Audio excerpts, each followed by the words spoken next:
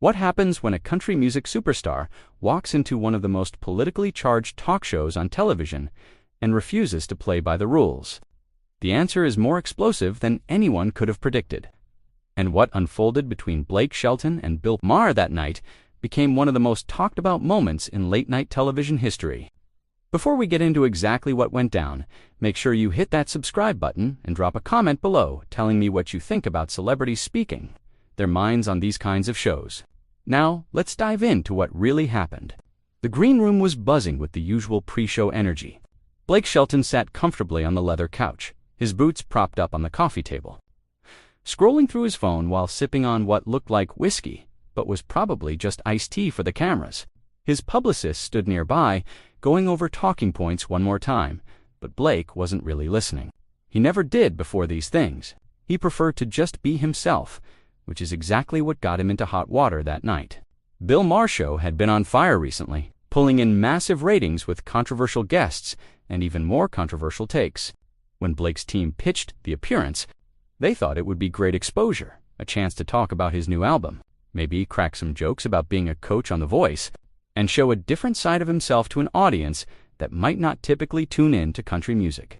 What they didn't account for was Bill's mood that particular evening, or how quickly things can spiral when two people with strong opinions decide they're not backing down. The stage manager gave Blake the signal, "Showtime." He stood up, adjusted his shirt, and walked through the backstage corridor to the sound of applause. The audience was packed, a mix of Bill's regular crowd, some country music fans who came specifically for Blake, and the usual Los Angeles entertainment industry types who showed up to these tapings. Blake waved, flashed that trademark grin, and settled into the guest chair across from Bill. Bill leaned back in his chair, that knowing smirk already forming on his face. You could tell he was in one of those moods where he was ready to poke the bear. And Blake, whether he realized it or not, was about to become that bear. They started with the usual pleasantries, some back and forth about Oklahoma, a few jokes about Blake's time on The Voice, and some gentle ribbing about his high-profile relationships. The audience laughed on cue. Everything seemed normal, and then Bill shifted gears. "So, Blake," Bill said, leaning forward with his elbows on the desk, "you come from a pretty traditional background, conservative values, heartland America, and all that. How do you square that with working in the entertainment industry, which, as we know, leans pretty heavily the other direction?" Blake chuckled, sensing where this might be going, but not quite ready to take the bait. "Well, Bill, I think people are people, no matter where you go.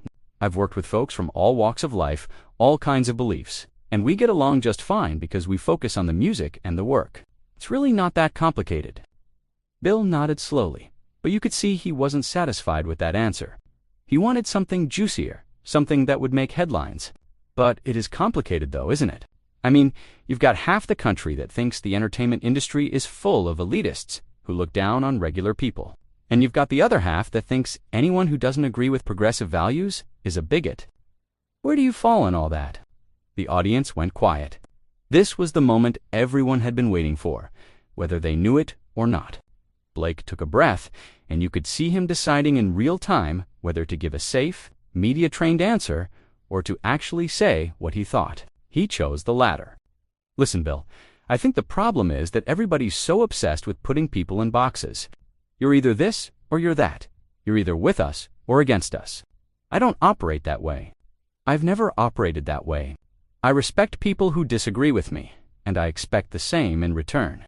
But what I don't respect is being talked down to like I'm some kind of idiot just because I grew up in a small town and I happen to like guns and trucks and traditional values." Bill's eyebrows shot up. "Oh, here we go. So you're saying that people in the entertainment industry, people like me, talk down to folks like you?" Blake didn't hesitate. "Sometimes, yeah. I think there's this assumption that if you're not on board with every single progressive idea that comes down the pipeline, then you must be backwards or uneducated. And that's just not true. Some of the smartest, most thoughtful people I know are from small towns, and they have different perspectives that are just as valid as anyone else's." The audience was split now. You could hear some scattered applause from one section and some uncomfortable murmuring from another. Bill sat back, that smirk turning into something a little harder. "Okay, but Blake, let's be specific here. What progressive ideas are you talking about? Because when people say what you're saying, They're usually dancing around something they don't want to say directly. So why don't you just tell us what you really think? Blake shook his head. See, this is exactly what I'm talking about. You're trying to bait me into saying something controversial so you can have your gotcha moment. I'm not playing that game, Bill.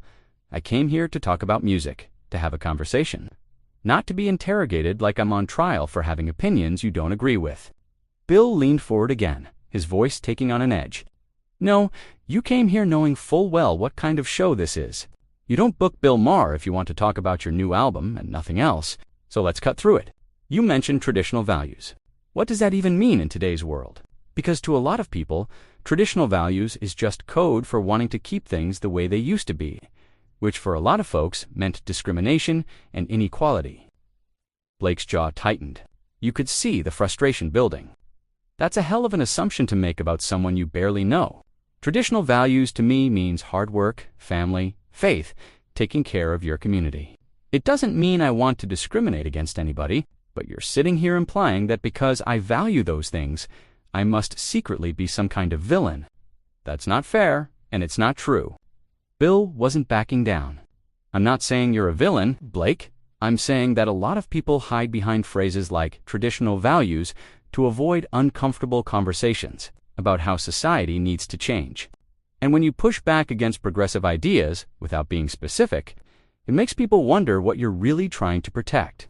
Blake stood up slightly in his chair, his body language shifting from relaxed to defensive. What I'm trying to protect is my right to have a different opinion without being vilified for it. You want specifics? Fine. I think people should be able to say Merry Christmas without being accused of being insensitive. I think small business owners shouldn't be taxed into oblivion. I think parents should have a say in what their kids are taught in schools. Those aren't radical ideas, Bill. They're common sense to millions of people. But in rooms like this, apparently, they make me some kind of pariah. The audience erupted. Half were clapping, half were booing. And Bill was just sitting there with a look that said he'd gotten exactly what he wanted. Blake, those issues you just mentioned are way more nuanced than you're making them sound. But okay, let's talk about parents having a say in education. Are you talking about book bans? Are you talking about preventing teachers from discussing history accurately because it makes people uncomfortable? Blake's face flushed. I'm talking about parents having the right to know what's being taught to their children and having a voice in that process. And before you twist that into something it's not, no, I'm not talking about banning books or whitewashing history. I'm talking about transparency and accountability.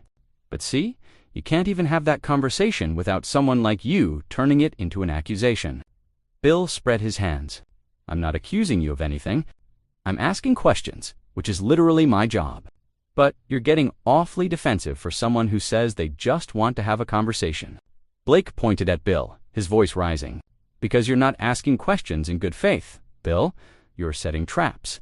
Every question you've asked has been designed to make me look bad no matter how I answer. And you know what? I'm done playing along. The tension in the studio was thick enough to cut with a knife. Bill's producer was probably having a heart attack in the control room, and the audience didn't know whether to laugh, cheer, or sit in stunned silence. Most chose the latter. Bill recovered quickly, his voice calm but pointed. So what are you saying, Blake? You want to leave? Blake stood up fully now, unclipping his microphone. I'm saying this was a mistake. I thought we could have a real conversation, but all you want to do is score points and make me the villain in your little political theater. So yeah, I'm out. Bill's face darkened. Nobody's making you a villain, Blake. You're doing that yourself, by running away instead of defending your positions. Blake tossed the microphone onto the chair. I don't need to defend my positions to you, Bill. I don't owe you or anyone else an explanation for what I believe. But I'll tell you what I'm not going to do. I'm not going to sit here and let you twist my words and make it seem like I'm something I'm not. You want a punching bag? Bill stood up from his desk, something he almost never did during a taping. The audience gasped, a collective intake of breath that signaled this had gone way beyond typical late-night television drama. Wait, wait, wait, Bill called out, his voice echoing through the studio. You're really going to walk off my stage because I asked you some tough questions. That's what we're doing here. Blake stopped near the edge of the stage, his back still to Bill, shoulders tense. He turned slowly, and the look on his face was pure frustration mixed with something else. Disappointment, maybe?